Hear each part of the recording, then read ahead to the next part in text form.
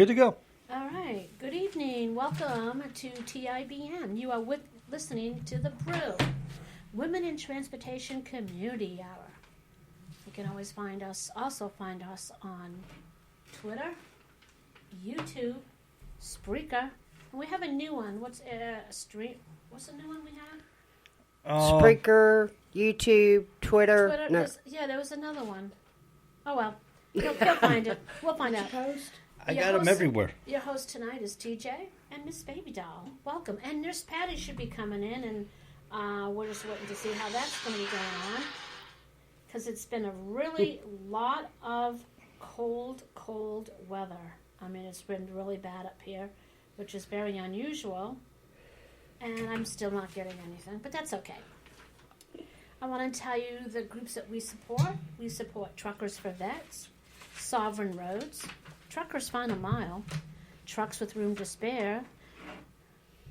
We support Oats, Truckers Back the Blue, Amazing Grace with our great friend Scott Reed and Jeremy and Steve. Well, I'm still mad at those guys, but I still support them. And we also support, I can't talk tonight, I'm going to say real woman in trucking. We're going to get that on a little bit to get to the real women. And when I say real women, I'm talking about women that actually hold a CDL and have driven trucks. Well, there are some that hold a CDL, but they don't drive. But they have a CDL. Yeah, they actually work in a truck. Driven, and they understand the rules of the road, and they understand what's going on in the industry. Right. I'm talking about people who pretend to know about driving and thinking they know. I don't know. This is a pet peeve of mine. We go through this at school, too. It's funny that people don't hold a license in anything they do, but certainly know more than anybody that does. And they always want to try to step in and outwit the person that actually knows what they're doing. Drives me nuts. That happens all the time. I know, and I'm sick of it. I think we're going to start calling these people out. So we're going to get to that in a few minutes. We have a few other things we want to talk about tonight. I got one little thing, please. Y'all, I'm in Facebook jail again, and I cannot share our show out. Will y'all please do me a favor and start sharing our show out tonight, because I can't. I can't even get our show. I'm such a bad girl. It comes live. As soon as we go live, it's on the Truckers Independent Broadcasting Network, the Facebook page. Oh. Yeah. Well, Cheryl's working on that, but I'm working on it. We have a few things that we're going to talk about before we bring our ladies in. So, ladies, if you're in the queue, if you're in the back door, or wherever you guys are hiding out in the back room, chat, whatever, we will get to you in a few minutes. We just need we have a few things we wanted to go over first. Okay? One of the big news this week, and I know a lot of drivers don't get the big news, and this is something that really cracked me up. You know, there's nothing quite like to be lectured by a swami, ultra-wealthy elitist about all of the sacrifices you are going to have to make in order to save the world. From an imaginary problem. Here we go again, folks. Truck drivers, beware. They're going to bring out more crap to put on our trucks. Oh, yeah. Now, failed Swift boat veteran, failed U.S. Senator, failed presidential candidate, and failed Secretary of State, John Kerry is back once again. And he's explicitly in charge of, guess what? The U.S. government's take on fake global warming stuff for the Biden regime. Prepare to be lectured, America. They did a meme and it actually downplays the wealth of John Kerry. John Kerry married into 6 houses. Yeah, look up his paternal estate in France, sometimes to get a sense of what John Kerry's houses look like. And here, once again, flying around in his private jet to lecture you about how everyone's going to die because your pickup truck, your tractor trailer, your hairspray, and that steak you wanted to barbecue next weekend. Here's the fun game we should all try. Every time John Kerry says the word existential threat for the next 4 years, everyone donate $1 to Donald Trump or whoever's running against these idiots. He's driving around in the plane and he wants us to take the bus. He thinks all America should take the bus or take, the train, do everything so we can stop polluting the earth. But he gets to fly in his plane. He gets to live in his 6 houses, fill in his pools, But the rest of us poor suckers, got to suck it all up. Another thing that's coming up in Oklahoma is the new legislation in Oklahoma and other states will protect drivers who hit protesters. That doesn't mean you have the right to go and hit the protesters. That means if they get in your way and you accidentally hit them, there's going to be some new rules. You're not going to be prosecuted like you were before, unless you're right aiming for them. Then yeah, you'll be held for manslaughter. Okay, so guys, don't do that. Now, there's a couple other things, but I think we have a lot of people in the queue, so I'm going to go right into what we wanted to talk about tonight. And one of the things I wanted to talk about was, and this is when we're going to have Desiree come in, because she is working so hard on so many truck issues. I got to give her a lot of kudos. It's so much work. The work that she has to do, they spend 14, 15, 16 hours a day between phone calls and working and everything else. It's a lot. On top of doing their job, driving. Besides doing her job. But the thing we're going to talk about, we're going to get here on it, because this has to do with something that's really close to her heart, and it's close to a lot of women's heart. And I'm going to tell you something. Most men, if you have a mother, a sister, a daughter, granddaughters, this is going to concern you too, and actually it concerns men, because this kind of creeped me out. There's no more safe spaces for women and girls under the new Democratic Equality Act. One of the first big nation alternate pieces of legislation that Democrats hope to ram down our throat is something called the Equality Act. And boy, in this bill, ever pile of hot garbage. I am just so upset by this, because I can't even foresee how this is going to work. The effect of this bill is to completely erase the biological reality of the two sexes. Now, I always thought if you have a penis, you're a boy. If you have a vagina, you're a girl. But I guess what I learned when I was small, that doesn't work anymore. No. But anyway, I was going to say it's 2020, but it's 2021, and I don't know. Because, I don't know. I really don't anymore. If I do have a little, I had a son, and I told him he was a boy. I had a girl. I did girl things. But now, I guess I was totally wrong. But we'll get to that shortly.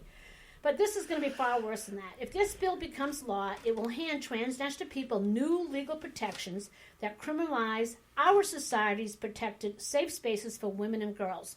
So much for the party of success in women's rights. The Equality Act is designated H.R. 5 in the House of Representatives, and you can read it. I actually went and downloaded it, and there's, how many pages is here? I mean, I read this whole thing today. 6 pages. There's 11 pages. 11. Oh, 11. 11 pages, and of course it goes section 1, section 2, and all of that. Wow. So a lot has already been written about this act in terms of the damage it will do to women and girls sports. We all know that's true. If passed into law, a grown man with a penis and a beard will have the federal right to change and shower in your 12-year-old daughter's locker room after volleyball practice, so long as he says he's a woman. And federally funded public schools that object to this will be having an uncomfortable talk with the Justice Department. Note not that most public school unions are opposed to transgender men showering with little girls. I don't know. I work for public schools. I am totally against this. I work in a middle school. I don't think boys or girls between 11 and 13 really want the member of an opposite sex in their locker room when they're changing or when they're showering. I find that would be very uncomfortable. It would be uncomfortable for me if I'm going into a locker room that I'm going to have some boys or little boys in there or whatever. It's just uncomfortable. But this is going to be forced on us. You might have thought that the girls' locker room was a safe space, but we all thought that for your daughter, and that's about to change if this big deal becomes. So, I don't know. It is just like a few years ago, I was surprised to learn that there's a bunch of Christian ministries across America that operate secret battered women's shelters. These shelters are located in a residential neighborhood. I know there's one right down, it's not too far from where I live. It looks like a normal 2-story. No, this was a 3-story family home, and there's no sign outside that's going to say shelter. No one's ever going to. You can't find their address in the phone book. You can't see where these people go. If a woman and her kids flee their home due to abusive spouse or a boyfriend, they usually don't have any financial resources at their disposal. A lot of times they end up homeless, but these ministries offer them a safe space to recover and get their feet under them. There are no men on the staff of these shelters. Many of these women and kids are also victims of sexual abuse. So all of these staffers are dedicated women. It can be too traumatizing to allow any male staffers to be around them because these women and kids are often so fragile after the situations they've been in. I thought it would make a nice news segment to do a story, but they're hard to get into because obviously it's all a secret. The point in this shelter is that it's supposed to be complete and total safe space for women and minor children with no men around. Not at all. Men are discriminated against in the shelters, hiring practices, and men are discriminated from even knowing the location of these shelters. So there's no risk of angry or violent husband or boyfriend showing up with a gun or making the situations worse, which we all see that in the news. A woman gets a court order that the spouse or the boyfriend can't be around, and she always ends up dead anyways.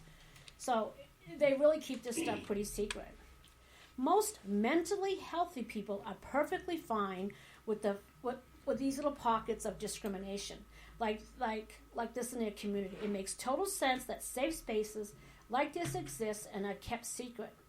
Unlike the crying rooms packed with coloring books and stuffed animals for our new modern age college students, oh my God, give me, these are real safe spaces for women and minor children in very tough situations. But now, under this act, this will become illegal if the Equality Act becomes law. Transgender dudes will get beaten up, usually around the time of last call at the bar, where their date makes an unwanted discovery, will now have to be legally accepted into the battered women's shelters. Homeless shelters and other places, not to mention the fact that these women-only shelters can now be sued for discrimination if they don't hire these types of biological men to be on staff. So, the equalities that Democrats are offering women and children under this Equality Act, absolutely no safe space where women and children can be protected from sex offenders and sexual deviants will be allowed. If you feel like you should object to this act, please call your member of Congress, and you should. Please. The number of the Congressional Switchboard is 202-224-3121. I'm going to say that number again. Guys, even men, just think if you have your granddaughter or your little girl who's 7 or 8 years old can now have a man you don't know in the bathroom with her, in the shower, anywhere. You can't go to the gym without this anymore. So if I go to the Y and there's not going to be any more women-only dressing rooms. That's a little weird to me. Come on, guys. Even females. There's female predators and there's male predators. This is just a disgusting thing. So please call your representative. Feel free to call them and let your senators and demand that they vote no. Congress has already passed this. The House has passed this. So get to the senators. So call 202-224-3121. And this is going to bring us into a talk that Desiree is going to talk about when they were up there. They had talked about... You want to bring Desiree in? Yeah, why don't we bring Desiree in? Momentarily, I had Nurse Patty I was going to bring in first, but she disappeared because she was having some issues. And here she comes. Let's get Nurse Patty in, then we'll get Desiree in, and we'll follow suit from there because we'll have to make sure Nurse Patty's connecting well. Okay. I'm here. I'm here. Oh, here I go. Hello. Hey, Hello. Nurse Patty. Good evening. Yeah. I wanted to... Yeah, I was... Go ahead, hon. What's up? Now, you see, there was no way I could... Whoop, wrong way. There was no way I could get on my broom tonight and it's get over there. Look at me. I got on my buffalo plaid trapper hat tonight because it is so cold here. Oh, Lordy, it's cold.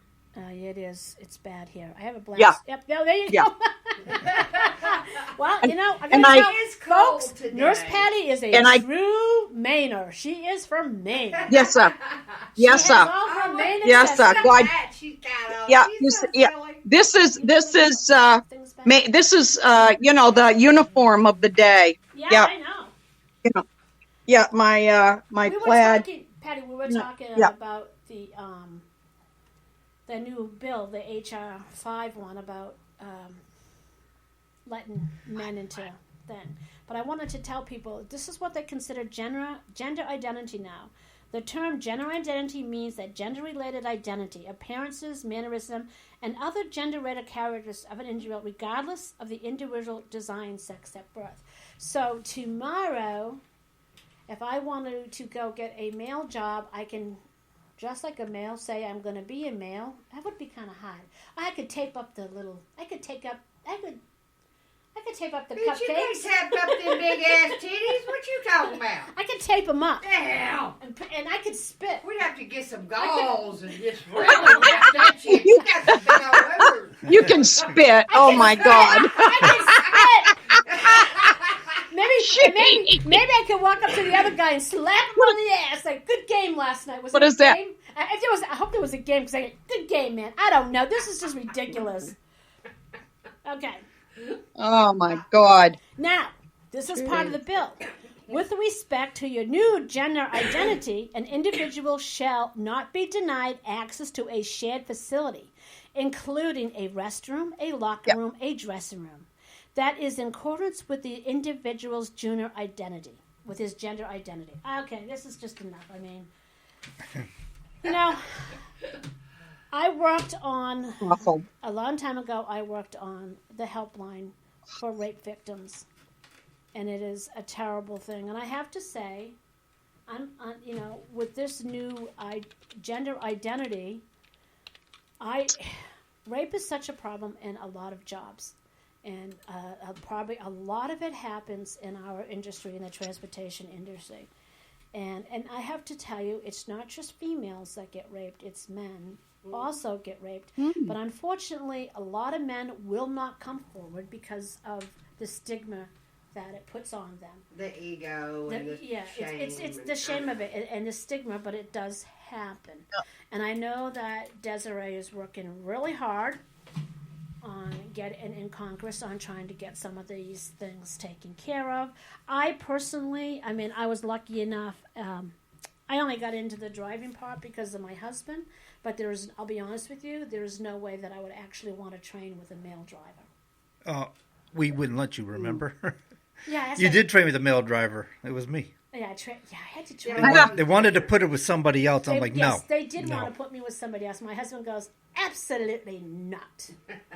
Well, He wasn't put up with Wow. that I nonsense. did train with a male driver, but it was me and another girl. Well, it was me at first and the male trainer. Well, and I went to Snyder, and the other girl was just sitting in a hotel because even still today, we don't have very many female trainers. No, we don't. There are more men trainers than women. But we went back and got her, so luckily enough, it was 2 women and him in the truck together. So that worked out, and he just, stayed in the hotel every night, and me and her stayed in the truck. But, Well, I want to say hi to everyone that's joining us tonight, but I also want to say that there's a lot of things, and what I'm a little teed off about, and I'm sure I'm going to do a little letter writing, is because Real Women in Trucking they have been working so hard. They had a meeting the other day with the FFSCA. I can't even say that whole acronym. FMCSA. I know, it just drives me nuts. Or Okay? wait, if you're Leland Schmidt, it's FMCA. CA, leave the safety out of it. Well, I agree with him. I'm going to say Right. FMCA because now, Yep. wait a minute. Federal Motors Safety. Okay. We have to be careful. We have to make sure that's gender. apparently- We have to make sure it's gender neutral now. Okay? Jesus. Oh my God. Am I right, ladies? We have. do This have is. a lot of different genders in our Well, I have to industry, tell you, so- I get really surprised because I had a student, and I'm looking at my rolls and I call the name and I'm waiting to say, is that person here? Is that person here? And a couple of kids are pointing at that person. And I said, well, is this your name? No, I changed it. My name is Roland now. Okay. No freaking idea. You don't look like a Roland to me, but whatever. And she says, well, and I'm not a male, I'm a they. What the hell is a they? Oh my God. I don't know. And It's these beyond are me, children. people. Yeah, these are 12 and 13-year-old kids, and I'm thinking to myself, they? What the hell's a they? I mean, you're either, I don't know. They was a gathering of people. I don't know. I can't even explain it anymore because it's so... we're just dinosaurs, TJ. We're just not. They're killing Actually, us I think all. we're normal people, and the problem is, if I'm considering myself as a normal person. I mean, we may act witchy and bitchy, but being bitchy and witchy is my nature. I can't help that. Well, it's just my nature, right? Nothing wrong with that. There's nothing wrong with that. Right. Well, Vicky had just told us a female driver was raped Monday by her trainer. I have to. This is just so. It is so heartbreaking to hear this because a lot of times, and I have to say, it's a hard thing. To be a lawyer or a judge on a rape case. I mean, I worked for attorneys way back in my early 20s, and I have to tell you, working on some of these rape cases, it's a tough call. But I have to tell you, ladies, I know this is going to sound sexist, and people are going to get pissed. But if you're laying in bed naked with a man, things are going to happen. Mm-hmm. Well, I just decided when he started that I didn't want to do it anymore. Okay. No, you can't get that far in the situation. But they do. On a truck, I know. you're in a professional position. And that shouldn't happen. It shouldn't happen at all. No is no. Right. No is no, and that goes for men too. That women, that goes for men too. If a there guy are says women no, that pursue men. that's right. Yeah. So we ready to get this moving now? I was being quiet over here. I don't rape them. You can't rape your willing. Well, but anyways, we're making light of it, and we should. Is Desiree ready to come in? I believe she is. She looks like she's pretty serious, and it's about time. Well, she looks come like on. She got some notes going on. I can't. Hello, Desiree. Hey, Desiree. Hi. How are you tonight? I'm good. How are you guys? Good. I'm so glad you came in, so you can give us a little more background about all the work that you've been doing. I know you've been doing so hard. You've been just working so hard at this, and we just think it's absolutely remarkable. It takes so much. Yep, it's pretty time consuming. I bet. You have been a busy bee. You want to just give us a highlight of what went on Monday, and then we'll go in, and because we got a lot of women in here that's wanting to express their opinions on this new bill that you've been working on before we seen it. Yeah, so where to start? We had a meeting yesterday morning with the new acting administrator, and some of the people that were in the meeting are people we met when we had our previous meeting in November of 2019. So they know us already, and they know the difference. Let's just say. Okay. So let's we explain the difference. I know they do. Okay. I tried to explain that a little bit earlier. Do you want to go a little more deeper than that, or just you want to leave it there? It's up to you. I mean, our website, I don't know how many people know about our organization, but we were formed in 2010 as an informal group. And then in 2013, we got our IRS determination letter. Awesome. Many of us are former members of Women in Trucking, and myself primarily joined them as soon as they formed in 2007, and almost right away was attacked for talking about rape and sexual assault and training, and stalked online. I actually got death threats at one time and had my background got taken off the internet, and Ellen Voyer herself was tweeting it out on Twitter, basically trying to intimidate me to shut up. Well, now it's 2021, and that was back when this industry really liked shoving things under the carpet. They still do, but they like to make money off of it at the same time. So now it's a little bit more challenging, actually. You would think the Me Too movement would have made it easier, but actually what it's done is made a lot of companies give her support because it's cheaper to buy a logo than actually doing anything about it. That is absolutely okay. So that's where we are. That's the difference. We are exclusive, inclusive organization.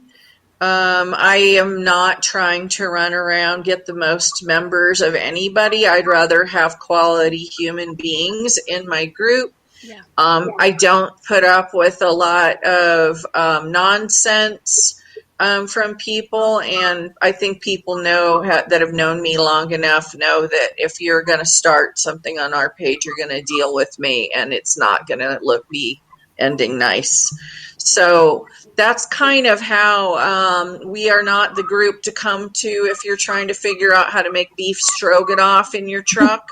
Yeah. We are going to be talking about serious issues. And for me, the training is god awful. And a lot of women have been hurt really seriously.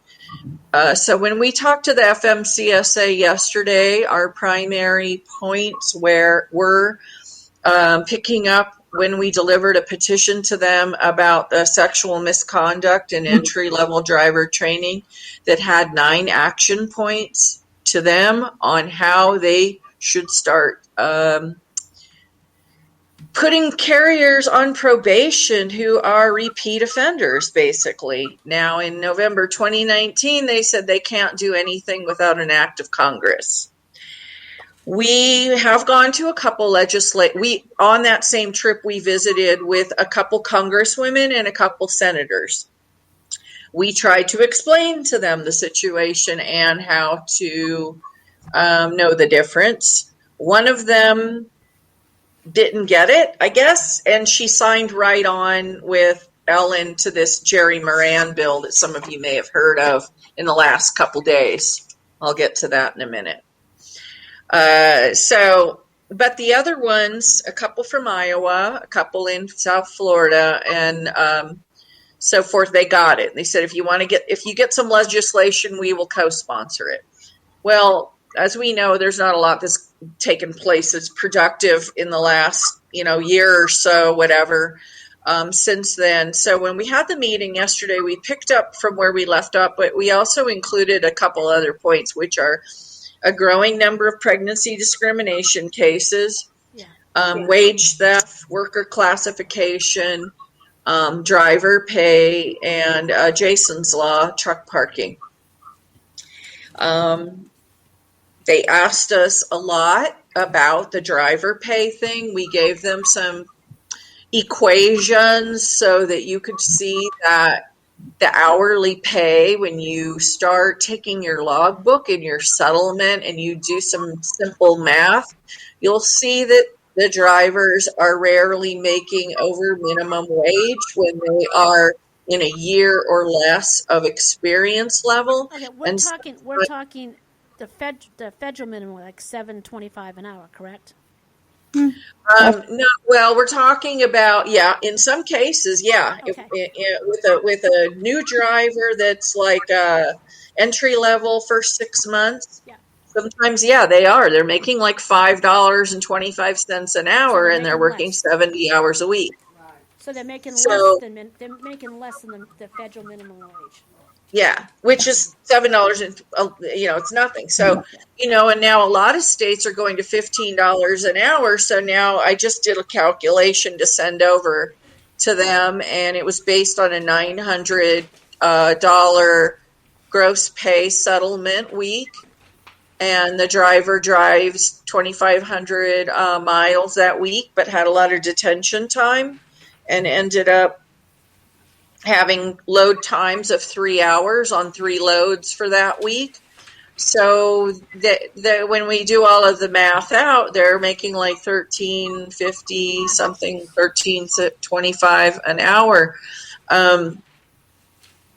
That's why we made this Google Doc, including the meeting yesterday. They said, could you give us more examples, more data on this? So we very quickly put together a Google Doc yesterday that we've been sharing on a lot of the driver pages, asking drivers to take a settlement check, cross out your name and your identifying information. We would like to know the company, but if you don't want to share it, that's fine.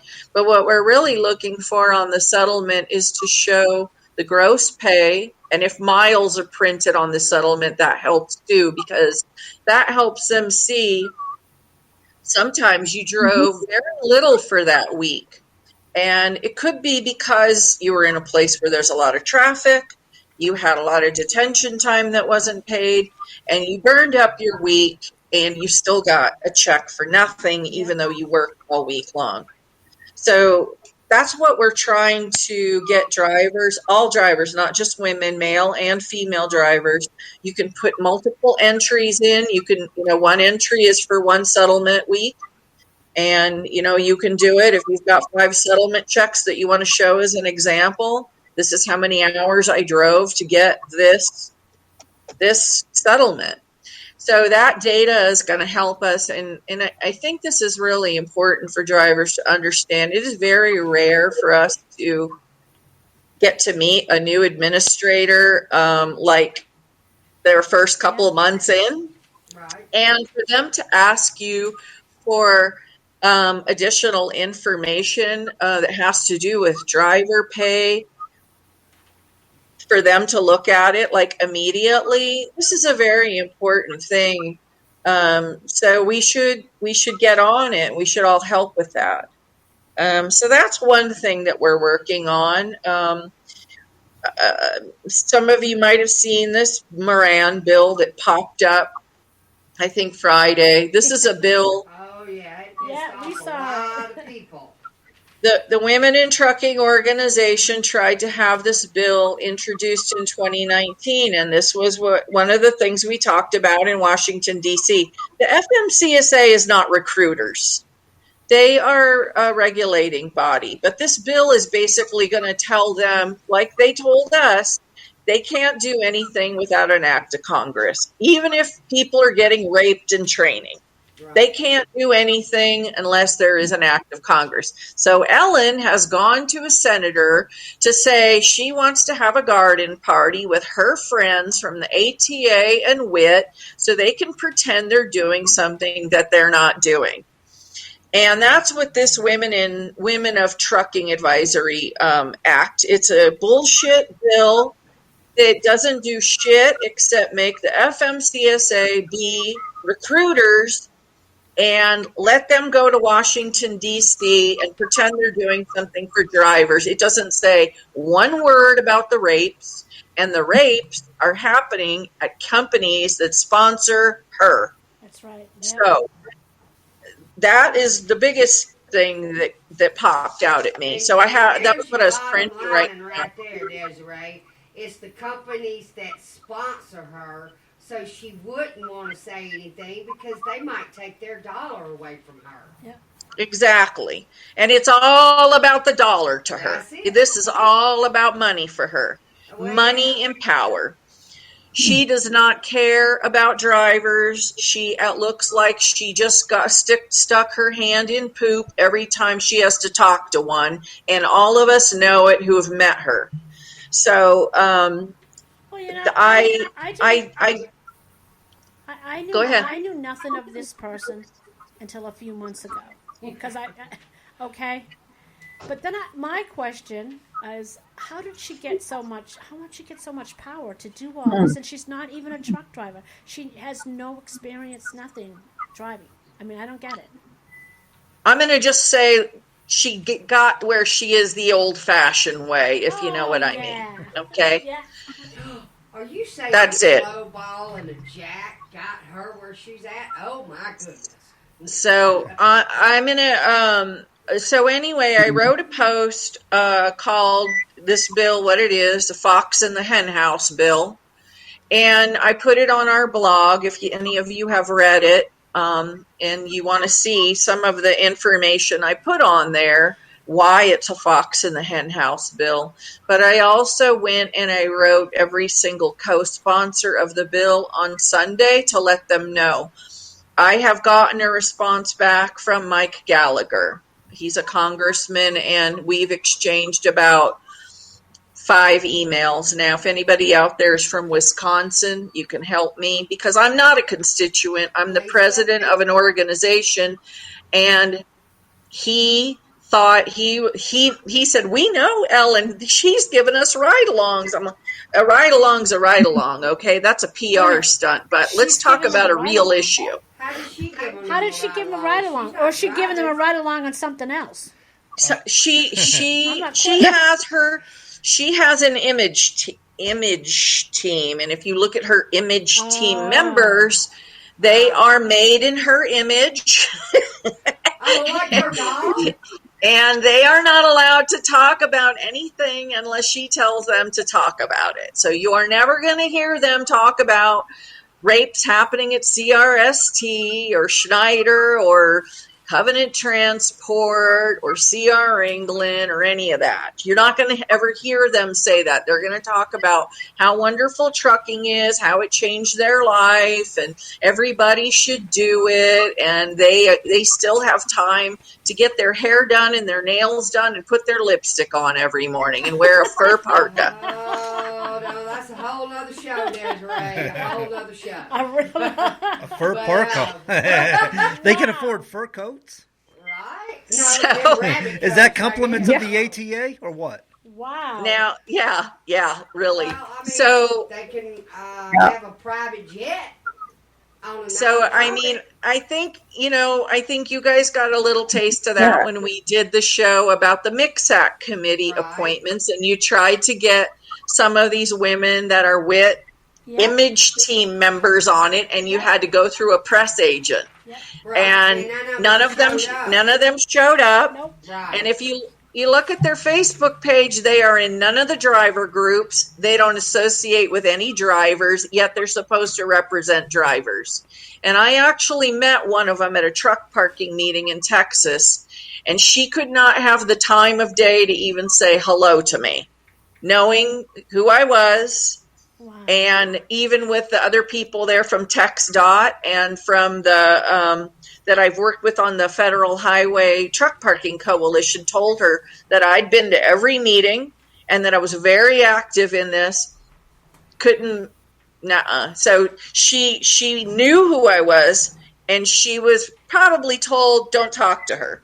So I don't know how you're going to use your image team members to build bridges when they can't even associate with us. And that's kind of been the problem all the way around, is driving wedges. I don't know how you're supposed to, get to know what's going on with drivers when you drive wedges. Well, and that's the funny thing, too, because I'd caught most of those ladies, I think, before. I had spoke to several of those ladies with WIT before I realized they were WIT. And they were actually really excited about coming on the show. And then about the day before and the day of, they started canceling. And I guess that's because by that time they had realized that we were going to have them on the show. And I guess told them they couldn't be because all of a sudden they had other stuff going on that they forgot about. And that's because they don't want them circulating with drivers. They want them to be separated from us, because look what's happened. We've ended up becoming friends with people that used to be in their membership are now in our membership. That people have become aware. First they were patient. They were like, well, they just started, so let's give them a chance.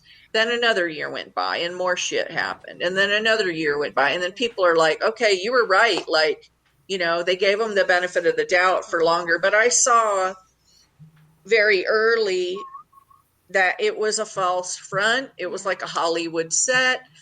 it was something up in front, and behind there was nothing. And so it was my intention to push her back against the wall in 2009, I believe it is, to make her choose between the drivers and the companies. And she chose the companies and revoked my membership for speaking about sexual harassment. So that letter is on our blog post. It's on our Facebook page so people could see. She revoked my membership for talking about sexual harassment. And Well, do you that think was the beginning of Real Women in Trucking.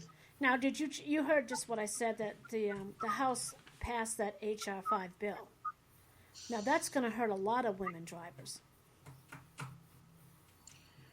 because you can't even complain about anything anymore. No, that's not right. Well, that's not probably anything that I'm mostly concerned right now with this Moran bill, which is S2858. Let me write it down. It's S2858. Yes. And so what I'm doing right now, so as I got this, as I said, Mike Gallagher's office got back to me. We exchanged a few emails last night. He said, if you were going to make this better, what would you put in it? So that's what I'm doing right now, is I'm going through this bill and I'm writing the things that would make it better. One is it shouldn't have a bunch of corporate people that are handpicked from WIT and the ATA. Yeah, exactly. And the FMCSA are not recruiters. So if you want to improve the conditions, there's no barrier to entry to anybody in trucking. There's a low barrier to entry. Staying in it, that's a whole different thing. Yeah. So if you want to make a path to success to retain women who are falling through the cracks because they got crappy training and they got sexually assaulted by their trainer or co-driver, now you're talking. But you're never going to get that when you are going to make an advisory committee with somebody that's from a big company, a medium-sized company, Ellen's friend at a nonprofit, the ATA's friend over at this nonprofit, and their other friend that has a small company. All that is waste. It's also dangerous because when women see this industry has a women of trucking advisory committee, the perception is women have made strides. Yeah, exactly. Yeah. And I have had women call me, one gal in particular, who got a hold of me after she was sexually assaulted and sodomized by her trainer. He had a gun on the truck and she was totally petrified to tell anybody. She didn't tell anybody. She just let herself go through it. She told me the day she arrived at Prime on the bus for orientation, they were having the Highway Diamonds Awards. And she thought she really made a right decision by going to Prime because this is how they treated the women that work at Prime. So when this rape happened to her and this guy sodomized her, she was absolutely petrified and blamed herself because all the other women seemed like they were doing fine because they were at the Highway Diamonds. Do you see how this stuff, you know, the kind of people that come into trucking are on their last hopes and dreams. And all of the illusions about this industry paint a picture for these people. So it's so important that everything is not just for show. Well, people like this Ellen. She's really taken away the dander from everybody. Right. We got to kind of fix that somehow. Well, we got a whole bunch of guests waiting to come on, and what we want to do is I want to read this bill that we're doing the show about. It's called Promoting Women in Trucking Workforce Act, and we spoke on it about the bill is in place for an advisory committee for Ellen Vaughn, Women in Trucking, want to put a committee together for encouraging more women to come in the workforce. And I don't know about y'all, but it pissed me off. Number one, Me too. we already got a subcommittee that just started, brought yeah. in the first of the year that's Waiting. unfortunately is not doing anything yet, but we've already got a subcommittee to the mishap. Miss Ellen Vaughn is on the main committee, and she's got 5 of her ladies or 4 of her ladies on the subcommittee. So why do we need another committee when we just got a new subcommittee? Why can't any of this stuff be brought forth at these meetings instead of creating something special for her? Right. So, and a lot of Well, people some are of it, upset. something I learned about Ellen is like you said, this woman's all about money. How do I get money? She Well, is always on the hunt for money. This woman can get money out of a friggin' turnip. And I got a grant many years ago. I wrote about a driver crisis line for women in trucking. And I did it for a class project in a college class, and I published it. And somebody came and interviewed me about it and wrote a grant for Ellen based on what they got from me to get a grant for Ellen. Okay. So then, it pissed me off, obviously, but years later she came and said, I want to be more a part of what you're doing. And I said, give me that grant that you wrote. So I have it here. I got it. This is Ellen's signature when she submitted it, and she tried to get $161,000 to make this driver crisis line from funds available from the Commercial Driver's License Program Improvement Fund under FMCSA. She didn't get the grant. But the details of this document show just how greedy she is. And basically what she wanted this money for was to give it all to Rain for them to do the driver crisis line, but her to get part of it so she could travel. And she wanted $161,000, but she wanted to travel. She wanted her travel expenses. When you're a nonprofit, you have your tax return is a public document. So it's got to be posted online. So if you ever go and you get her E990, you'll see she spends about $70,000 a year to travel first class, 5-star hotels, and first class airline tickets. This woman has made a ton of money off the backs of women truck drivers to just live a life of luxury. This is a girl who started out as the wife of a truck driver, who saw that you could make a lot more money if you start doinking somebody that is part of the ATA, and that was the beginning of her career move up the ladder. Well, we had a comment from Bonnie, and she says, "Wit is nothing but a focus of a political gain for someone's future career. They have used women drivers to build their false platform. We women have been out here forever and did it without having to be used by Wit." Wow. Yeah. Every time That's you strong. let your picture get taken at their salute to the women behind the wheel, she's going to go and peddle that picture to get a sponsor. And you are never going to get recognized by her. She doesn't care about you at all. But the picture of you makes her money. Yep. Right. Yep. Right. Well, let's bring some of the other guests on. There's Lisa's in the house. We got Christina Henley's in the house. And we also got a new lady, Dawn Link. We're going to bring her in first because she's working right now, but she wanted to comment on this bill. And we're going to bring her in first and let her speak, and then we'll bring in Lisa and Chris. You say Ling? Yeah. Ling. It Yeah. should be. Okay, I believe Rebecca- she's on the phone. I'll go ahead and Yeah, open up her she's mic on the now. phone. She's not in the. She's driving. Her she's mic is driving. open. Right. I couldn't. I had planned on being sitting Oh, well, still, that's but I couldn't. okay. We figured it out for I- you, Miss Ling. So how are you doing this evening? I am just like Desiree. First of all, a little background. I have trained for several of the larger companies, one out of Oregon, one out of Omaha. Um, and I have had different experiences.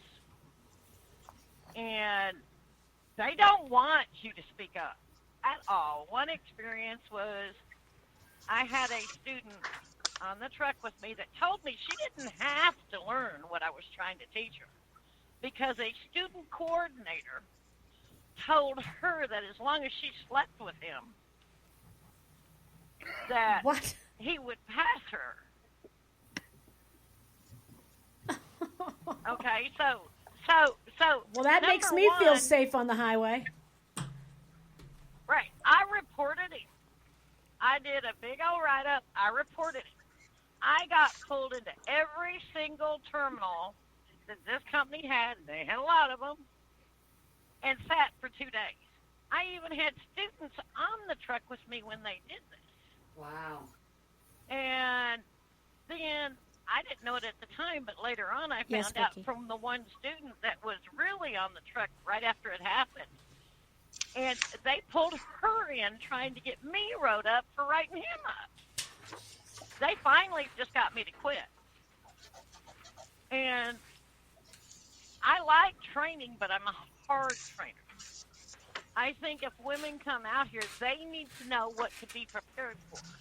Because it's not an easy job. We do have a lot of sexual harassment.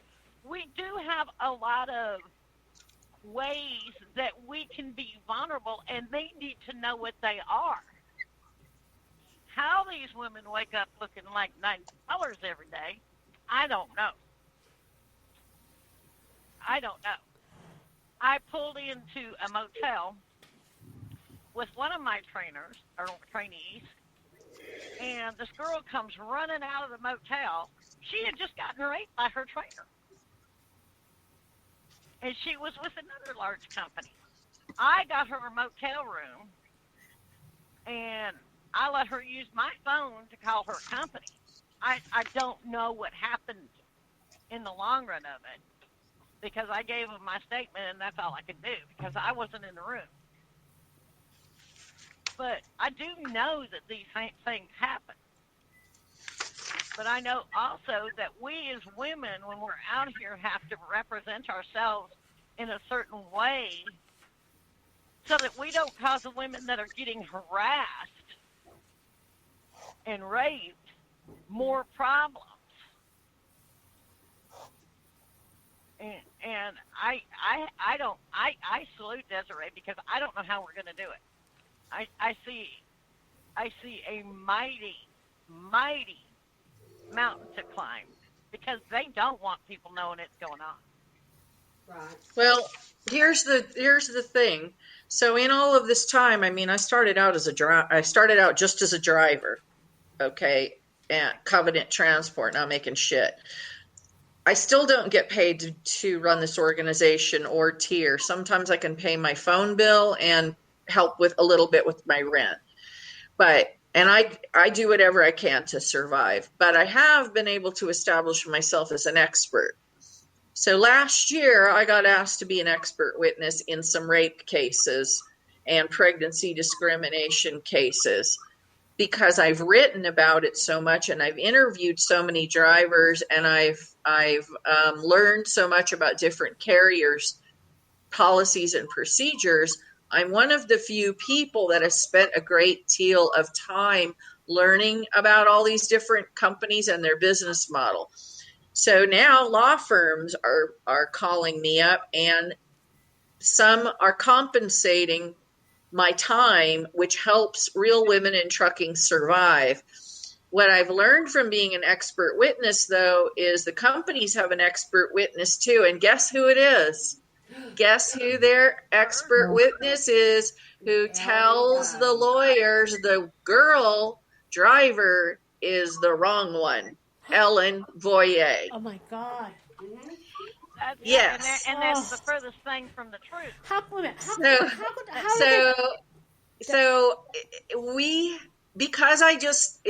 We've been around over 10 years now, and so when you settle a case, a sexual harassment case, it's pretty much sealed and nobody ever hears about it again. Yeah.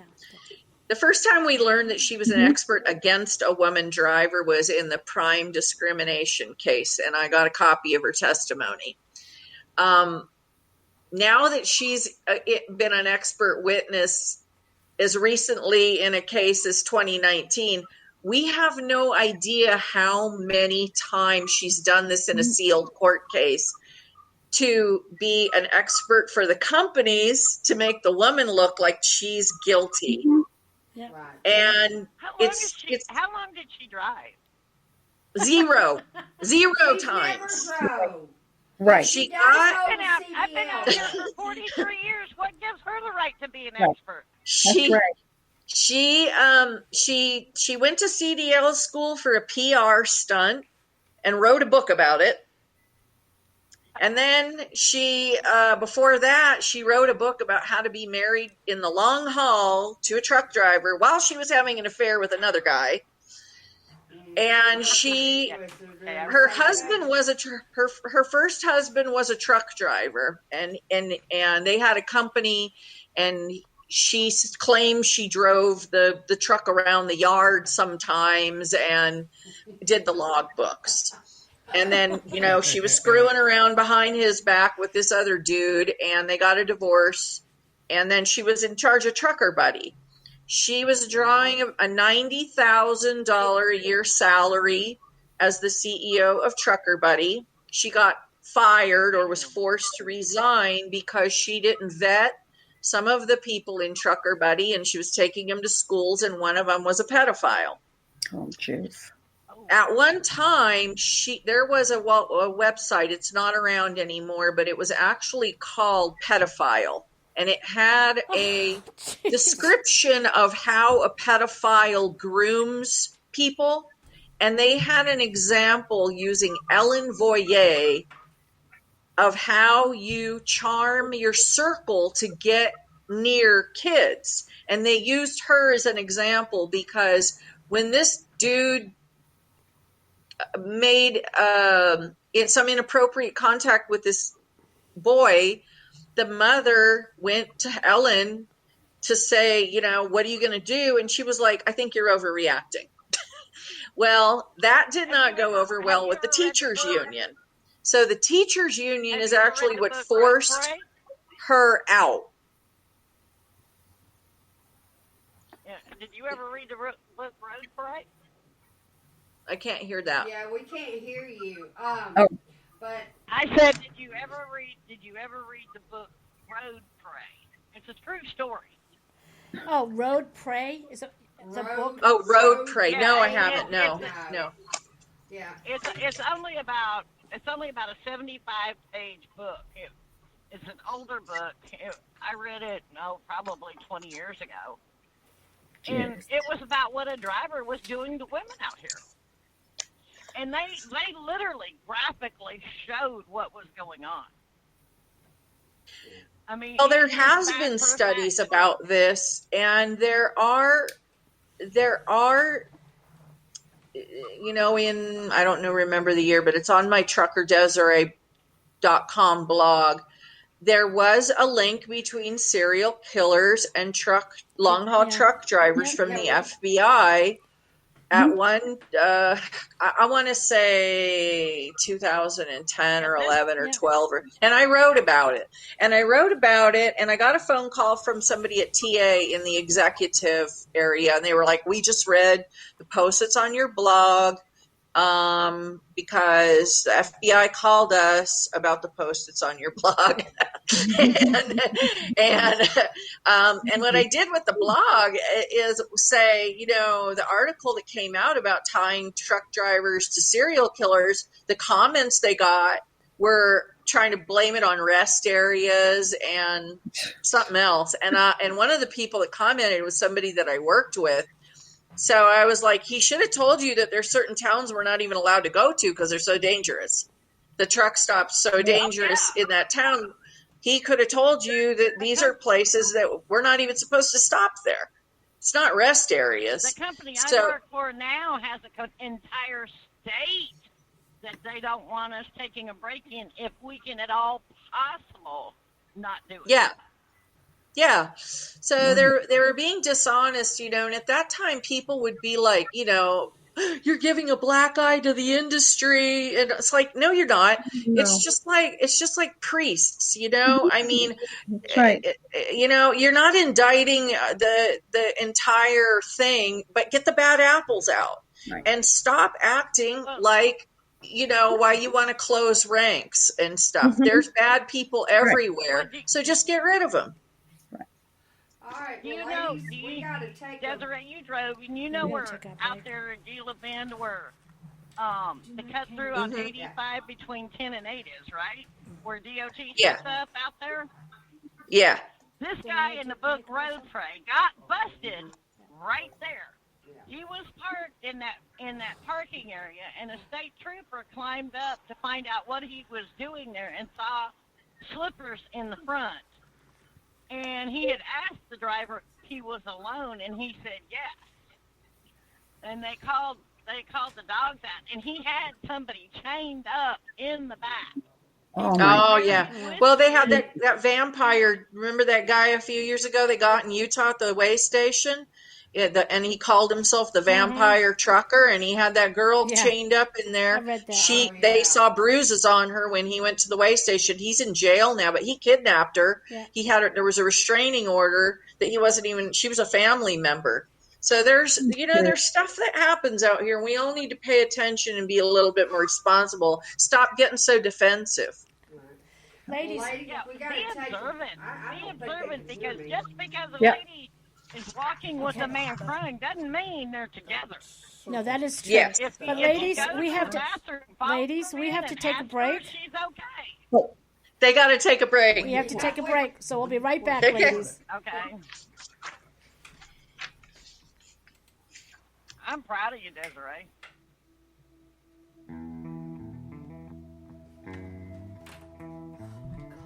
Okay, you should be muted out. So the circle that you push. Hey drivers, TJ here. Are you a new owner-operator or an old owner-operator? Still using the same old broker? Well, here's some great news for you. You want to put some more profit into your pocket? Call rightload.com. Rightload is your premier shipper, direct load board where you, the owner-operator, or the small independent carrier, or a company of any size, may book your next load directly from the shipper. No more dealing with brokers that want to keep the lion's share of the profit. Book your loads with rightload.com at www.rightload.com. Sign up is free. Really, you get that? Sign up is free. And you may book a load for the low price of $27 per load. Now, if you've been dealing with brokers, you know what a deal that is. That is far less than what any broker is going to charge you. Folks, don't delay. Sign up today at www.rightload.com. Matt Kane and his crew will take care of all your driver's necessities.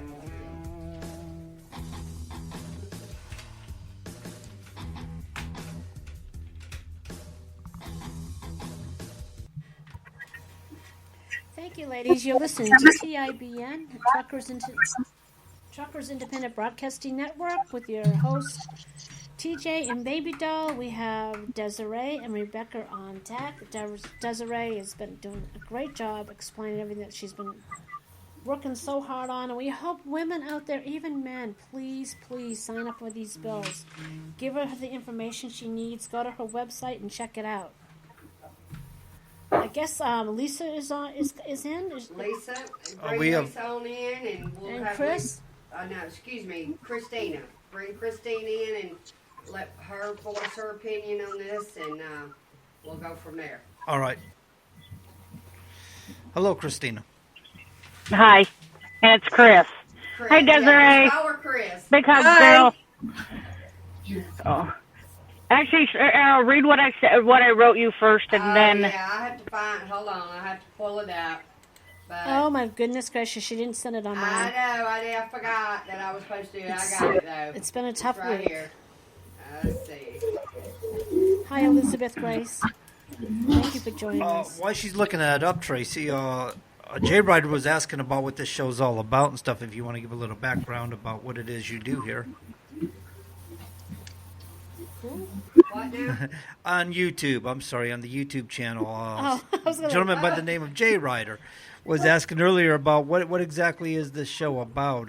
What do you do here? Well, we talk about all different types of in the now. Oh, I got it. women- All right, this is what Christine, sorry, go ahead. this is what Chris Henley wrote. It says, we need less government in trucking. We have more Soviets in trucking that needs to learn to keep opinions about women truckers to themselves and stand up for women. But we do not need a bill supporting women as truckers that just going to make men dislike us more and separate the fact of women who work in this industry have fought for us to be treated like we belong.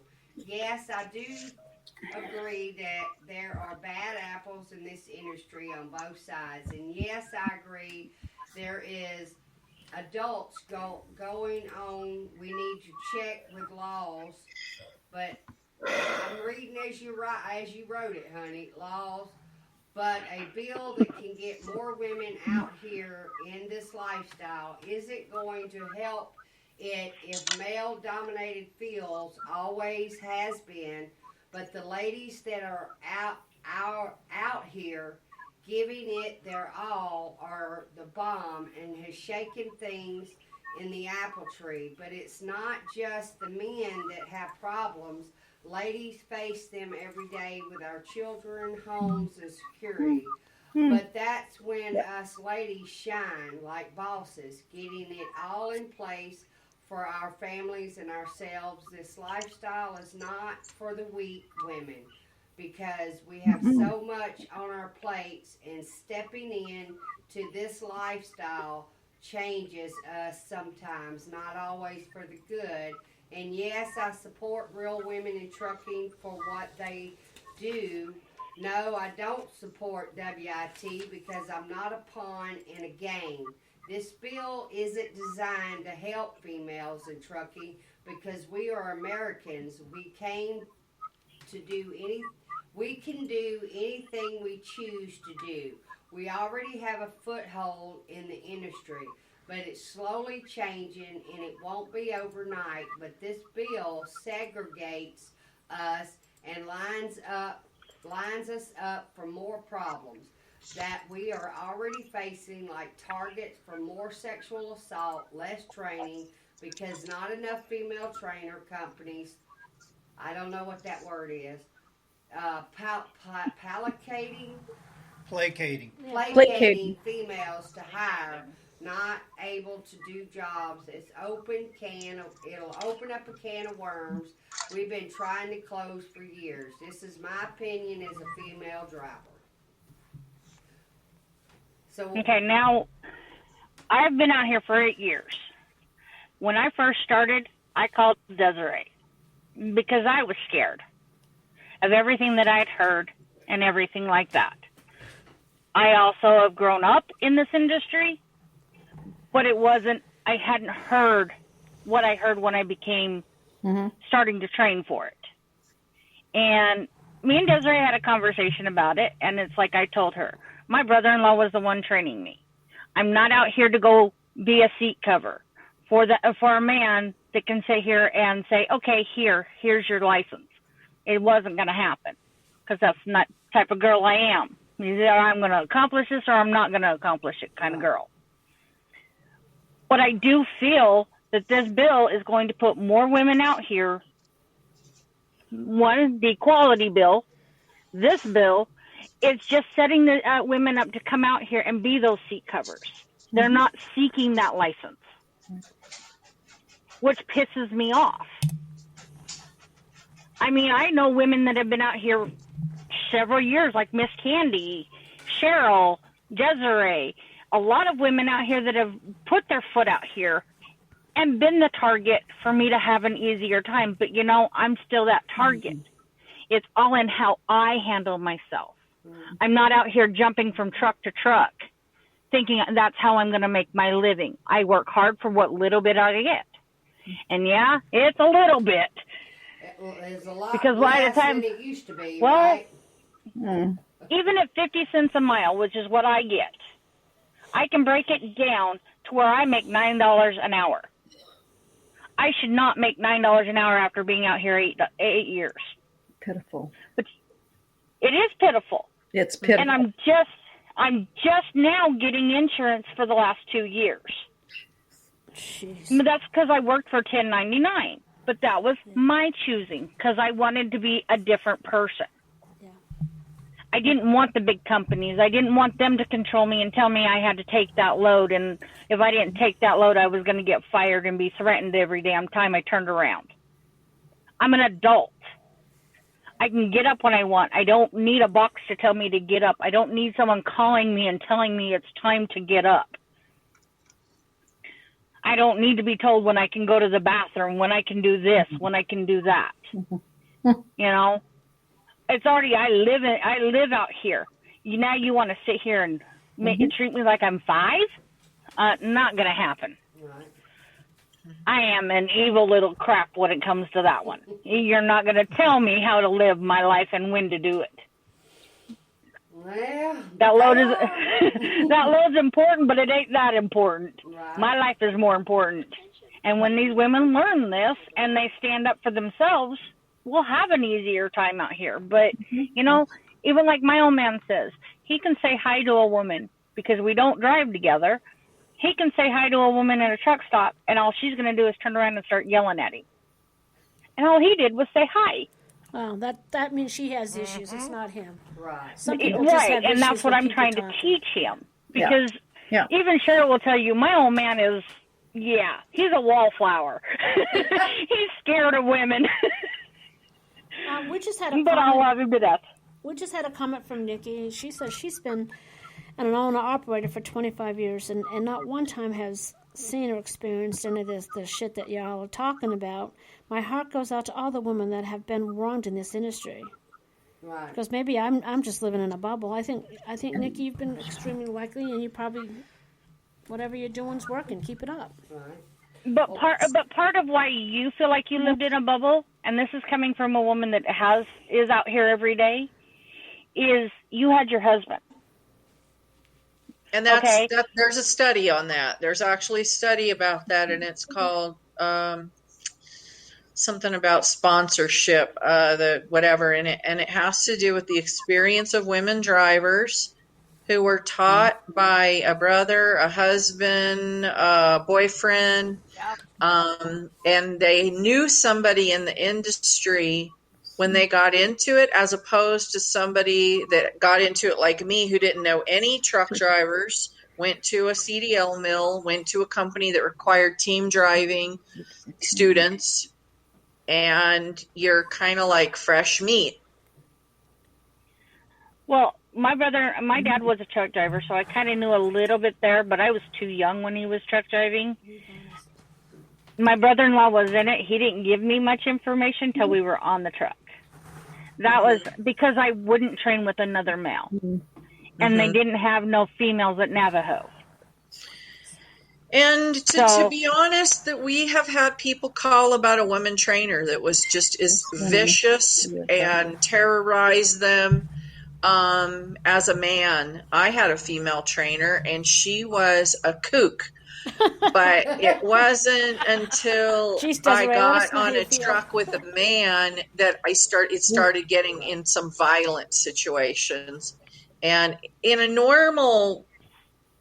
normal life, if I wasn't on a truck really far away from any familiar territory, it would have turned out a lot differently for him. There would be marks. But it was my new job. I wanted to get out of there intact and not lose my job. So these are important things that you have to consider. If I just started a new job and all your hopes or dreams are tied up in learning how to operate this machinery, you are going to start reasoning with yourself, okay, I can take it a little bit longer. I'm going to suck it up. It's going to get better tomorrow. I got to toughen up. And sometimes my problem came out different Desiree, and you and me have discussed this. Mine wasn't with my trainer. Mine was with when I got into my own truck, and I started having men park next to me doing awful things. Yeah. And that happens. But I'm the evil set that will roll down my window and say, your itty bitty winky isn't going to satisfy me. So you might want to take your naked butt to the sleeper before I call the cops. Right. Well, and ladies, I sat there and took pictures. We're fixing to bring in Lisa, and we're going to let Chris go. We appreciate you coming on, Chris, and we appreciate what you said. And you need to come visit us more often. Come have a cup of coffee with us. We're going to bring Lisa. I don't go up there. You know this. What? It's nice up here. And we want to say Rebecca, too. I don't know if she's still on the Northeast line. can fall off the face of the earth just like California. Oh, you big chickens. Big chickens. Was Lisa on? No, I don't like the traffic. Okay, well, we're going to bring Lisa in. Fighting words, Chris. Uh-oh. I know. Thank you for joining us, Chris. Have a I nice just don't night. like the traffic. I like to stay sane. Right. Drive carefully, Chris. And Lisa. Welcome, Lisa Schmidt. Hello. Hey, Lisa. Well, Can you hear me now? Lisa. We can hear you now. How you doing, hon? We figured. I'm good. We're We're driving. We're working. We figured we'd give you and Desiree the last 30 minutes, and y'all tell us all about it. What? I'm sorry, I didn't hear what you said. It's said, really hard to hear you, ma'am. Okay, let me turn this up some. Let me turn my mic up. I'm still learning how to work this studio equipment.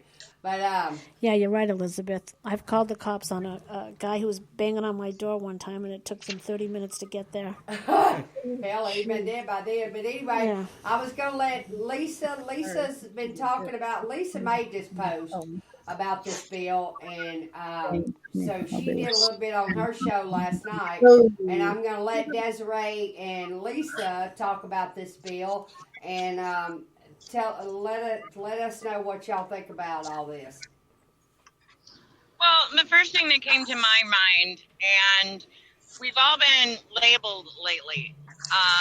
Yeah. If you want equality, stop breaking down into men and female. This is trucking industry. Yeah. I get there's women out here, but if you're going to be a trucker, you're going to be a trucker. Just like you're going to be an American citizen. Doesn't matter your ethnicity.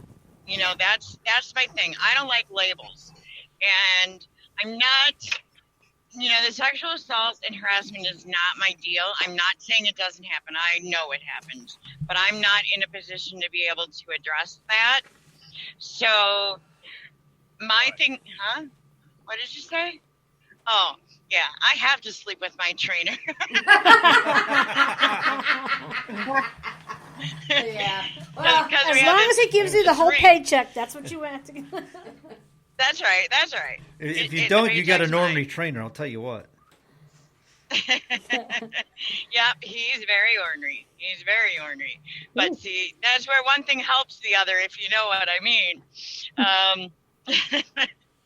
Now I forgot where I was going. Oh, one of the things that they want to accomplish in this bill is what are the barriers to women getting into this industry? And as Desiree said, there's no barriers. But now the government is giving all these big mega fleets grants to hire people that are on welfare and get them off of the government dole. Well, it's mostly single mothers that are on welfare that they want to get off. So now, if you're going to talk about a barrier to this industry, as a mother, that's the biggest barrier that I could even think of, is leaving my children home while I go for days and weeks on the road. Right. So my fear if this committee were to come to fruition is now we're going to get more government regulation. Oh, now we have to pay for all the truck drivers' babysitters. Yeah. No. I'm sorry. I'm not okay with that.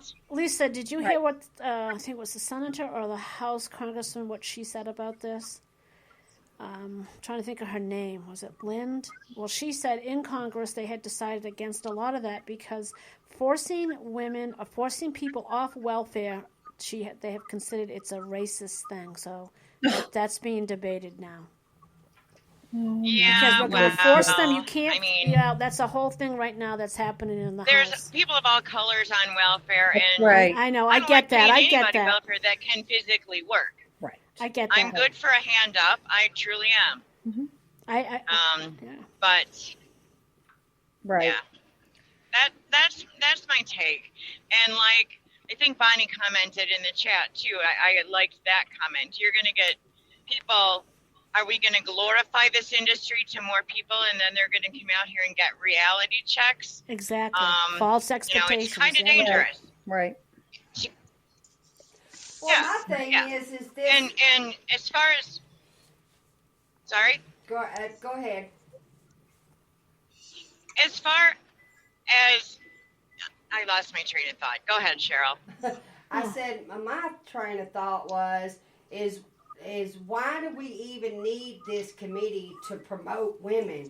I mean, she's already got WIT over there promoting women and taking their money to support them into coming into the industry. So why does she need another advisory committee for this? I still don't understand why Is do she we gonna- need an advisory committee to promote women when we got She Trucking that has one of the biggest platform. Well, she is the biggest platform right now, I think, far as educating women coming into the industry. She has a mentorship program that's done, and I hate that she couldn't come on because you know she's already got it going on over there. She's got Facebook on her side. She's got a lot of different programs, and I don't understand why they need another advisory committee. Does she want to run for Congress or something? No, but I have a thought on that if you'd like me to share it with you. Sure. All right. For a lot of years now, they've been trying to get women in the trucking industry to fill the so-called void for drivers in the industry. And in a predatory way to keep that revolving door going, nobody wants to increase the pay rate, wages. Correct. What they want to do is keep the wages down. So in a predatory manner, they've been trying to recruit more women to the industry because they're getting all the men that they can get. And it's a new avenue, a new spectrum where they can get another body to fill a seat. I remember my friend Ted Williams got himself in trouble because he was trying to explain that one day, and it came out very sexist. But truth of the matter is, she's part of the American Trucking Association. She's affiliated with the American Trucking Association, and that fills their agenda to bring more women into the industry. She's not trying to promote the industry, promote women in the industry to better the industry. She's not doing it to, from what I've seen, what I've read of this, she's not doing it to create a better industry for women. She's just simply doing it to open a door and try to bring more women in the industry, and that only fulfills the ATA agenda. And Leland Schmidt is looking to come in. All right, come on in, Lee. I am looking to come in because I just had a couple comments to add. You're in. Me as a guy looking on the outside, and I discussed this with Lisa the other day. You want to keep women in this industry, then you need to pay commensurately. You know, you were talking about pay earlier. Well, it shouldn't be just a 70-hour week. It never should have been a 70-hour week because For anybody. I left my house on Sunday. If Right. I'm not going to get home until the following Saturday, you can't get paid $9 or $10 or $15 an hour for the 70 hours you're working. That's you need right. to get paid for the 140 that you did for the week because you're gone from home. Yep. You're not going to keep people in this industry if you don't pay them for the time they're gone, because I can go and get a job in town at $15 an hour and be home every night. Right. That's the way I look at the one side of things. And the other side, Yeah, about the sexual other harassment, I companies. always argue about why don't women open their mouth? What are you afraid of? It's not 1940. Is it that I am so strong-willed of a man that Well, I wouldn't put up with it? I You have, know, what are you afraid of? You're afraid you're going to lose your job? yeah, well, I have to tell you that, Lee, that's a lot of it. A lot of women are afraid when they're in Right. a man-dominated sector that they're going to lose their jobs. That's right. I work with a lot of people, and a lot of the women that I have to stand up for, they don't really want to stand up for themselves because Right. that's what they're afraid of. Am I right, Patty? They're afraid they're going to lose their job. Absolutely. Same thing in my profession. Yep, same thing with the You know, nurses, yeah. it's predominantly female, and yeah, you just do what you're told and you don't say anything. I think just by nature, uh, women aren't combatants, which, and not that men are, but there's a difference. I think that's one of them. And some people, male or female, can certainly handle conflict well, and other, for the most part, can't. So I think just by nature, it's just not confrontations with females. And when you're predominantly in a predominant female profession environment, I mean, it really is sad. It's really very sad. It's disappointing that the ball is in our court, and yet we don't make the play. We don't. So, And I also noticed that some of us that speak up, we're called bitches because we speak oh yeah, up. right.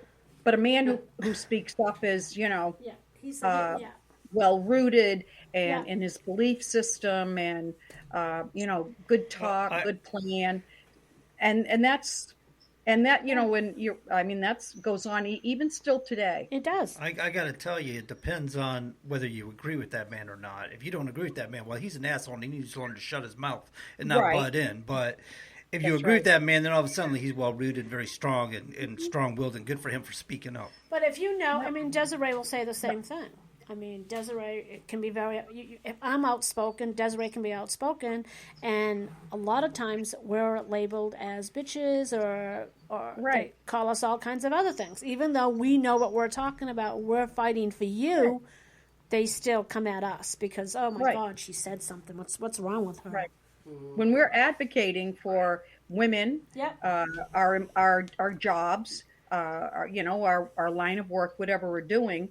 I mean, God forbid that you get assertive or have confidence or with that, because that's exactly what happened. Oh God, what a bitch she is. Yeah. And it's really different in the male world. It really is.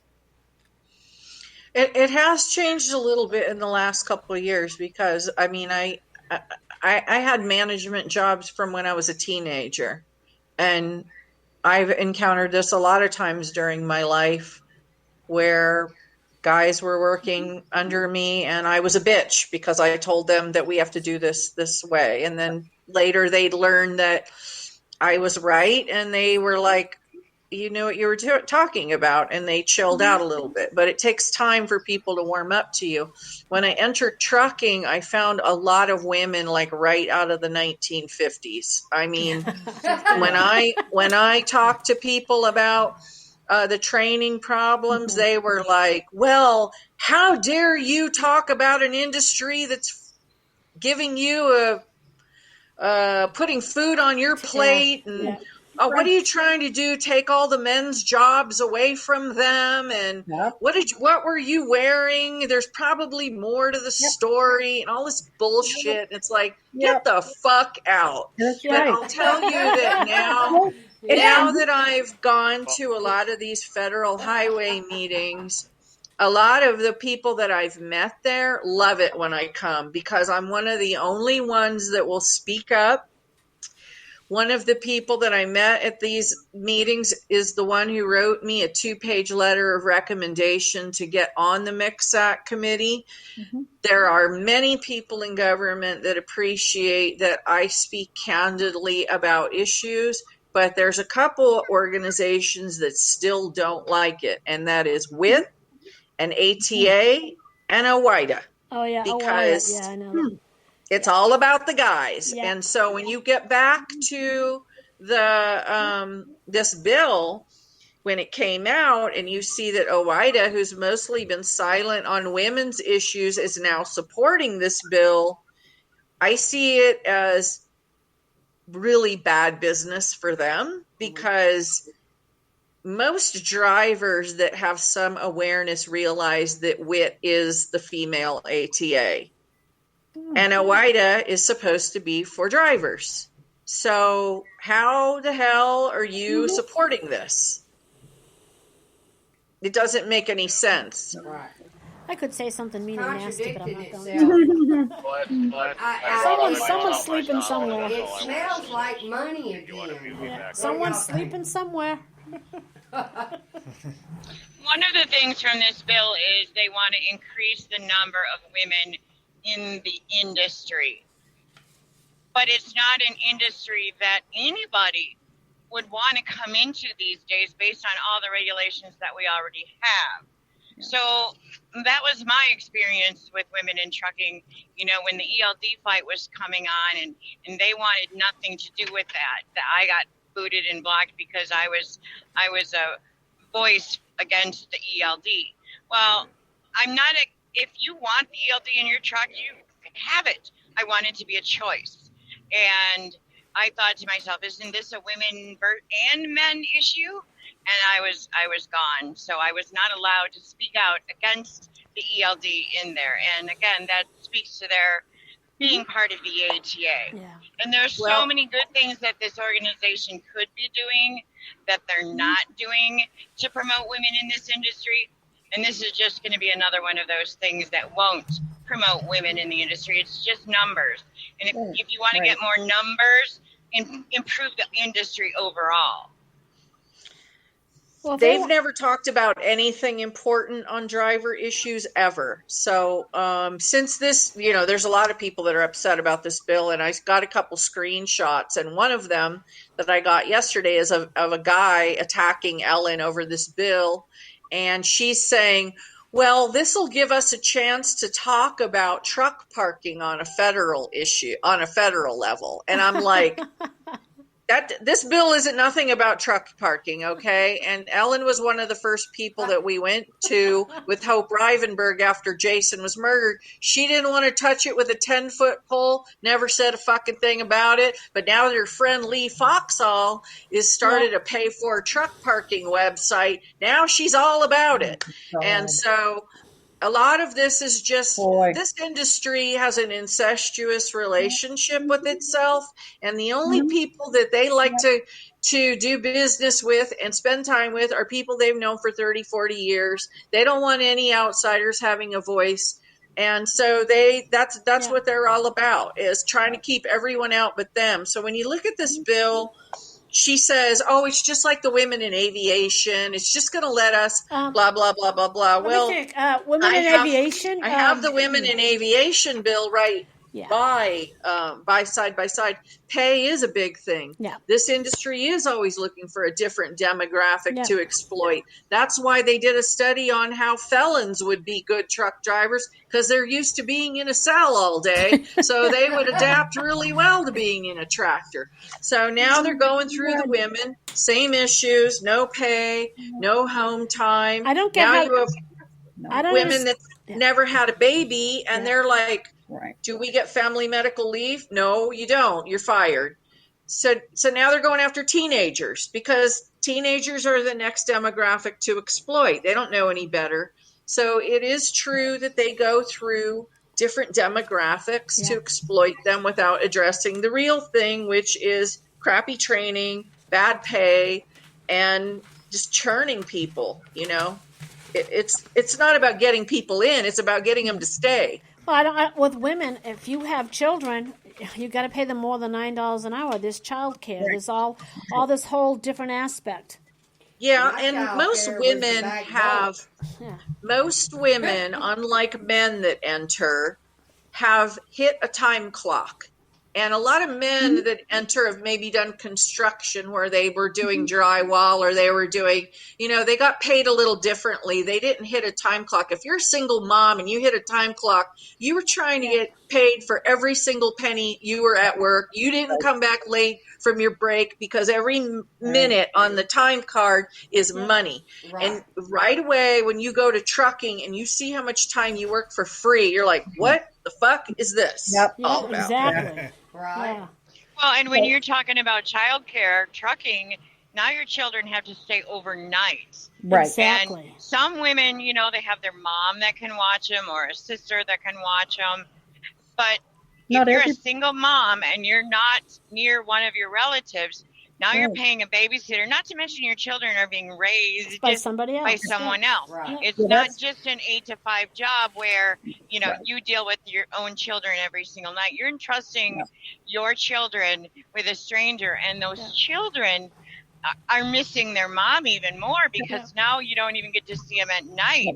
Yeah. I mean, I saw a woman that had her children in the truck with her. I don't think that's the answer either. No. She was homeschooling her children in the truck with her. That's not a life for children, and it's not safe for the mom to be driving with her children in the truck. I mean, I wouldn't want to drive next to a truck with, you know, a whole family in the truck for distraction purposes.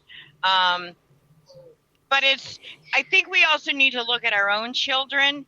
We have to start raising our daughters to be more outspoken, to be more self-esteem, stand up for yourself, so that when you get out into the real world, you know, you will face those things. You need to know how to deal with them.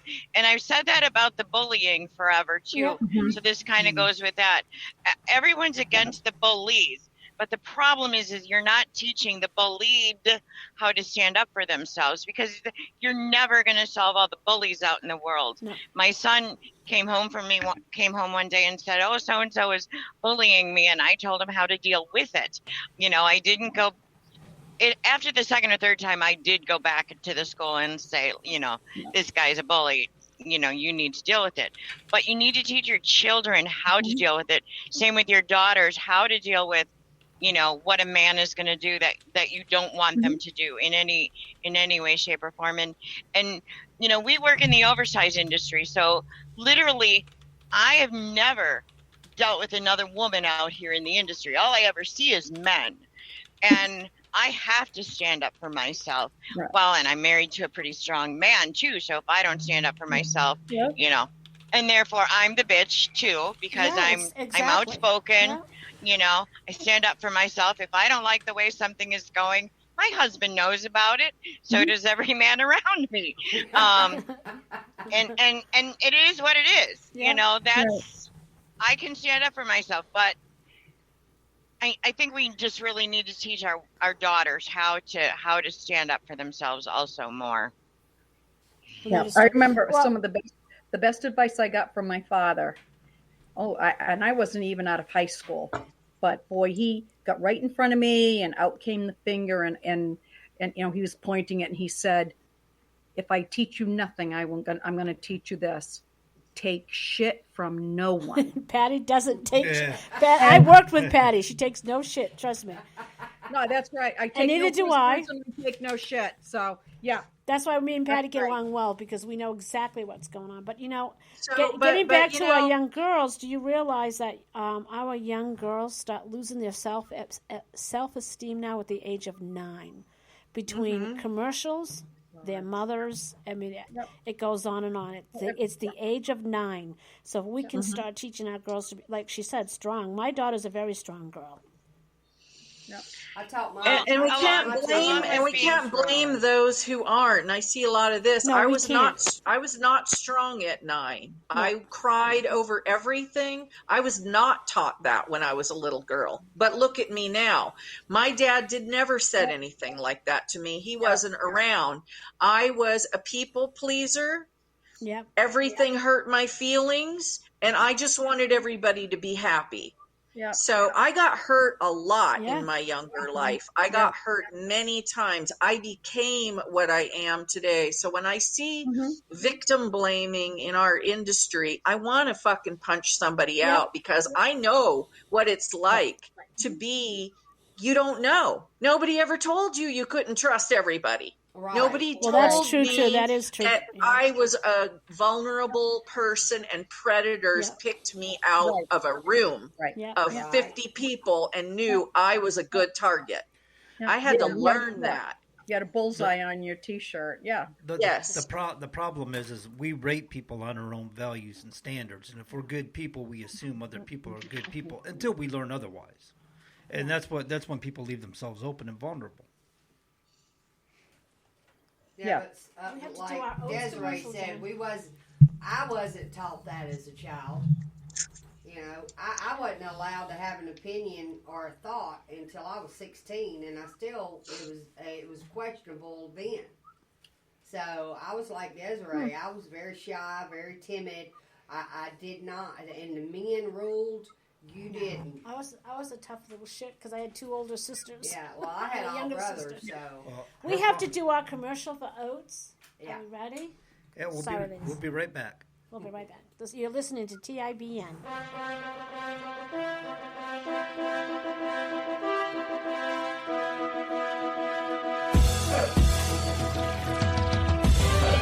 Break 19. Go ahead, break. Well, thank you, driver. Let me tell you about Oats. That's the outrageous American truck show at the Holmes County Fairgrounds at Harvest Ridge in beautiful Millersburg, Ohio. This event is happening July 8th through the 11th of 2021.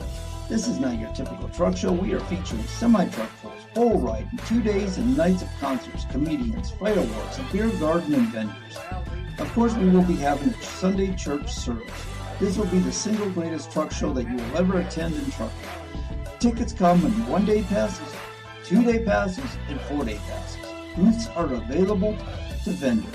To order your tickets, visit us at oats2021.com. That's OATS2021.com. You won't want to miss this event. Visit the site at oats2021.com and get your tickets today.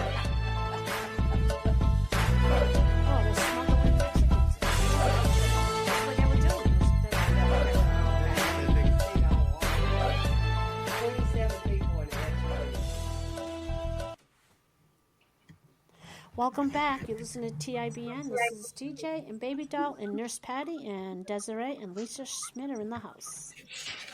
Okay. Lisa, I wanted to say about when you were saying that they want to take, single moms who are on welfare and, give them, encourage them to go into trucking for a job. I not only see that as, setting them up for failure, like we've talked about, they'll be away from their kids at night. How are their children going to react to it?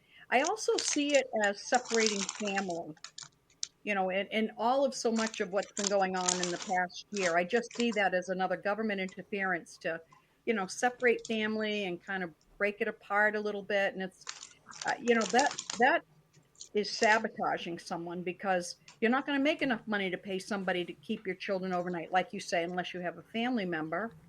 So that's just not a reasonable option. I agree. To do that. I agree. And who do you think the little babies want when they don't feel well? Right. They don't like their grandmother and their aunt and their babysitters, but they want mom. So right, for sure. And it breaks a mom's heart to not be with their children when they're sick. I mean, there's no, you can't be 4 cities away when your child is sick. You want to be right there holding them and comforting them. It's just, that's another, I guess that would be the barrier. If I were to see of any barrier of a woman versus a man coming in not to say there's not men out there that raise their children, but I wanted to make one other point as far as training to help women succeed in this industry. I don't believe the training is good overall. And since we do oversize, what we watch is the securement on the open deck. There's so many what I call suicide loads out here. And I know when I was at home and my husband and I would discuss this and he was on the road and there would be a woman loading at the same place and she couldn't do it right. And he would not offer to help her. Right. And I thought, you're so mean. Why don't you help her? She got into this industry. She should know how to do it. If you're going to come into a man's world, you better know how to do it. But on the other hand, if a woman asks you for help or asks you for advice, then, offer to help her because maybe she's in the learning process and she wants to learn. I know you do help if they ask. But that one woman, we were there watching her. She was literally trying to secure this combine or whatever it was. And she was there for hours and hours and hours and just looking at it. And he did go over and asked her, would you like some advice or some help? And she's like, nope, I got this. And I'm like, whatever. Then why are you standing there for hours and hours and hours just looking at it?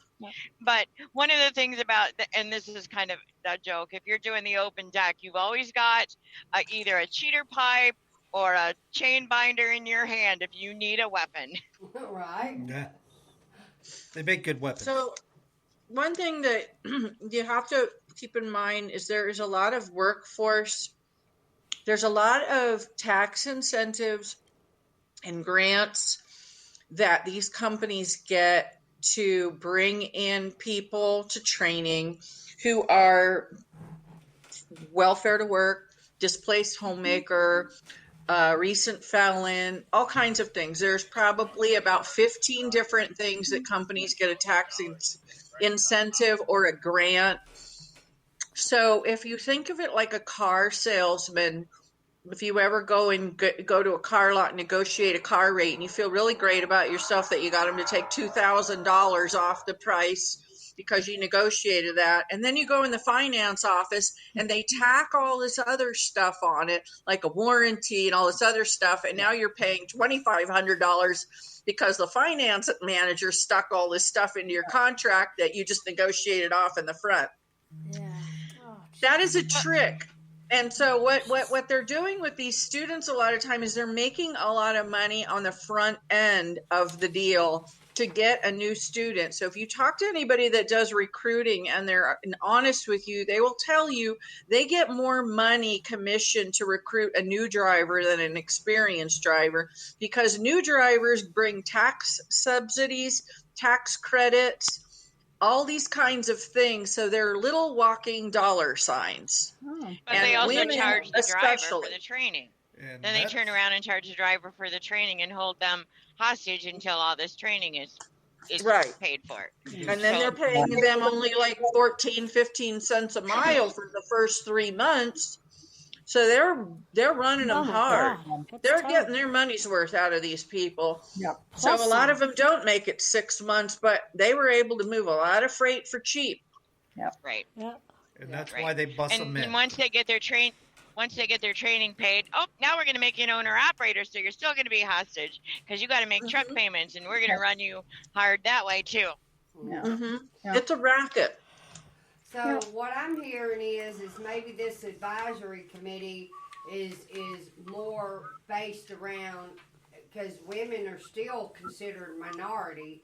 So Yep. apparently there must be maybe a huge tax break in hiring a new female to come into the industry versus a man because of the tax breaks. And then insurance. The insurance is cheaper. And and one guy did make a post about he felt discriminated against because insurance is cheaper for a woman than it is a man.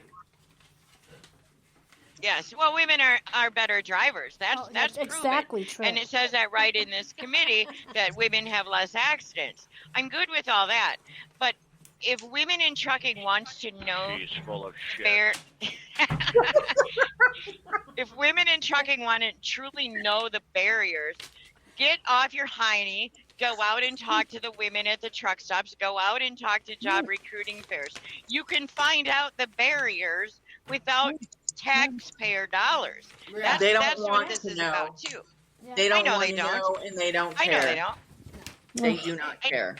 We don't need taxpayer dollars to fund another stinking, as you call them, paper tiger committees. Right. It's ridiculous. And so But- I will be contacting Gallagher and Baldwin because they're both from our home state. I And strongly encourage you guys to do that, because the problem is, on the surface, this looks like a winner. Yeah. Like, how can anybody object? It's like right. Yeah. this guy Gallagher's office is blown away that I'm against it. But Well, it takes and- more and than I- one person to let them know this. Don't do this. And we met with Senator Baldwin's office, and we thought they got it, and she signed on to it right after we left. And Yeah. if you are a Wisconsin, write them. Tell them, don't do this. If Gallagher asks me what can we do to make it better, yeah, get rid of it. I can't think of why we would need this committee to begin with. You know, like I said, if women in trucking truly wanted to know the barriers, they could. I mean, there's universities that will do these studies for not a whole lot of money. You know, if you really want to do it. And why isn't ATRI, if this is really an issue, why isn't ATRI doing this research? That's what they do. I just They also do, but think that she Atri wants to Atri be- is actually ATA's data collection arm. So any Yes, I data know. that comes from Atri is like garbage. It's skewed I for what understand the that. I ATA understand wants. that. But if this committee is saying the committee is needed to find out the barriers, well, just go find out the barriers. Go over there and do it. You don't The need to do it. barriers are you might get raped from your trainer. That's Yep. one. I don't see that in here anywhere. Yeah. Right. That's not Yeah. in there? Right. Damn. I'm starting to feel like I'm in So- high school again. I get paper planes thrown at me over here. These I two can see lovebirds are that. playing past the paper planes here. I'm sitting here. You should see all the doodling she did on that paper. I mean, Well, Oh. I don't know. I think with this little Evelyn, I think she really wants to run for Congress pretty soon. I think she's trying to get herself really, really in there. Big. Because the power, you go to Washington, you get a taste of that power up there, and that's it. So It's true. I bet. Most definitely, she has become intoxicated with the power and the money Yep. and hobnobbing in Washington, D.C., and she doesn't want to have to go back to Green Bay. And, Yeah. I mean, her end game is to hang around in Well, look, cocktail lounges in Washington, D.C. and hustle drinks off old senators. Now, That's if the she truth of the became matter. under the House, if she became a senator or a representative, she could be there for the rest of her life, having the great life she likes. She Well, No, I hate to doesn't say like that, work that hard. She's from my understanding, she's a, what do they call her? A powerhouse fundraiser. So if anything, that she was would me. be a lobbyist Yeah, or yeah. a what we call an ATA Betty, which Yeah. is just, But if you Atmos. also, I just if you recently also learned can be that called, she lives in Wisconsin. yeah, but if you also could be Huh? called senator or congressman, that goes a long way forever. How many senators get retired? They get all the full packages. They get everything. They get all these perks. Yeah.